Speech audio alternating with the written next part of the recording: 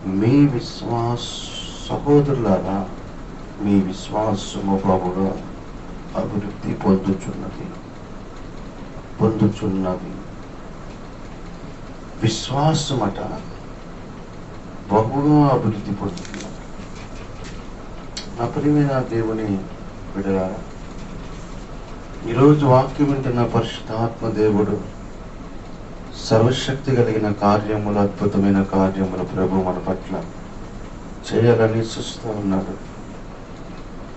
ఆయన చేస్తున్న ప్రతి కార్యము కూడా, ప్రతి అద్భుతము కూడా చక్కగా మరి ఘనమైన దేవుడు, గొప్ప దేవుడు, సర్వాధికారి తండ్రి మనతో మాట్లాడుతున్నాడు. ఆయన ఏమని మాట్లాడుతున్నాడు అనంటే, నేను మీ యొక్క విశ్వాసమును ఏం చేయబోతున్నాను, మీ యొక్క సహోదరులారా, మీ యొక్క విశ్వాసము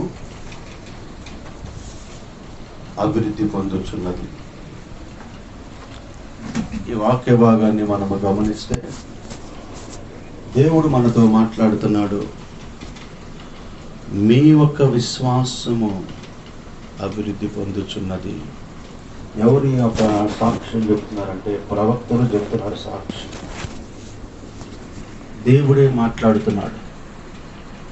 కొన్నిసార్లు మనతో అంటారు, అబ్బో ఏ విశ్వాసం పెట్టుకున్నాలే కానీ లమ్మ నీ యొక్క విశ్వాసం, అబ్బోబో భక్తి చేస్తున్నావులమ్మ నీది ఒక భక్తి అంటారు. పర్వాలేదులే, ఏం కాదులే, నీ కళ్ళ ముందు నేను భక్తి పరులాగా కనిపించకపోయినా దేవుని దగ్గర భక్తి పరులా కనిపిస్తున్నాలే, దేవుని దగ్గర నేను ఇష్టమైన బిడ్డగా కనిపిస్తున్నాలే, మీ దగ్గర నేను మంచిగా కనిపించకపోయినా పర్వాలేదులే అని నీ ఆత్మీయ జీవితంలో అలా మాట్లాడాలని దేవుడు మాట్లాడుతున్నాడు. ఎవరు నీకు కేర్ ఆఫ్ అడ్రస్, ఎవరు నీకు ఆధారం అంటే దేవుడే. వాళ్ళ విశ్వాసంలో అభివృద్ధి పొందుతున్నారు. పోయిన సంవత్సరంలో ఉన్న విశ్వాసం కన్నా ఈ సంవత్సరం విశ్వాసం ఇది అధికం అవ్వాలంటారు. అందుకని బైబిల్లో ఏమనుందంటే, ఈ శ్వాసం లేకుండా దేవునికి ఇష్టలే ఉండుట అసాధ్యము. ఈ రోజున నువ్వు ఒకవేళ మూఢనమ్మకమే అనుకోవచ్చు, నీ విషయంలో మూర్ఖురాలే అనుకోవచ్చు, మూర్ఖుడే అనుకోవచ్చు, అసలు ఏంది వీళ్ళ పరిస్థితులు అనుకోని హేళన చేయవచ్చు.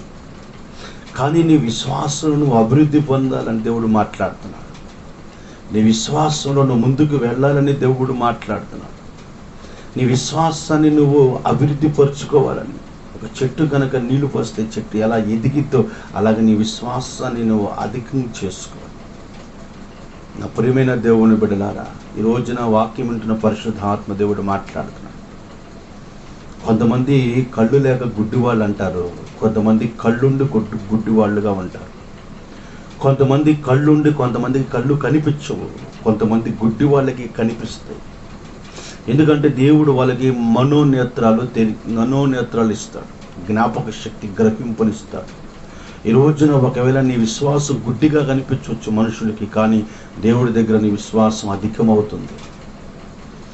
ఆ అధికమైన విశ్వాసం నీ జీవితంలో దేవుని దగ్గర ఒక సాక్ష్యాన్ని నీకు అనుగ్రహిస్తాడు.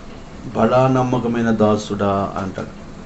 బలా నమ్మకమైన దాసురాలా అంటే ఏంటి? ఆ బలా నమ్మకమైన దాసురాలా, దాసుడు అంటే, ఒరే బాబు నువ్వు నమ్మకంగా ఉన్నావు, విశ్వాసంగా ఉన్నావు, దాన్ని పోగొట్టుకోలేదు, దాన్ని కాపాడుకున్నావు, అభివృద్ధి పరుచుకున్నావు.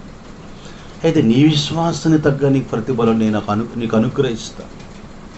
నా ప్రియమైన దేవుడిని బిడ్డలారా, గుప్పుడు కోసుకున్నవాడికి గుప్పుడే ఉంటాయి, బకెట్ నిండా కోసుకున్నవాడికి బకెట్ నిండా ఉంటాయి. అంటే నీ యొక్క ఎంత విశ్వాసం నీవు ఉంటావో అంత విశ్వాసమైన కార్యాలు దేవుడిని పట్ల చేస్తాడు.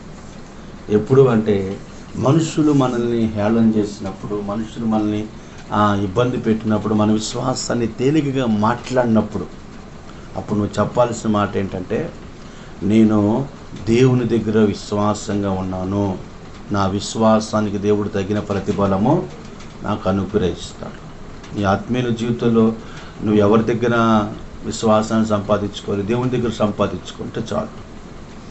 దేవుడు అంటాడు, రహస్యంగా చూస్తున్నా నిన్ను, రహస్యమైన ప్రతిఫలాన్ని నీకు అనుగ్రహిస్తాను, నీ పట్ల నేను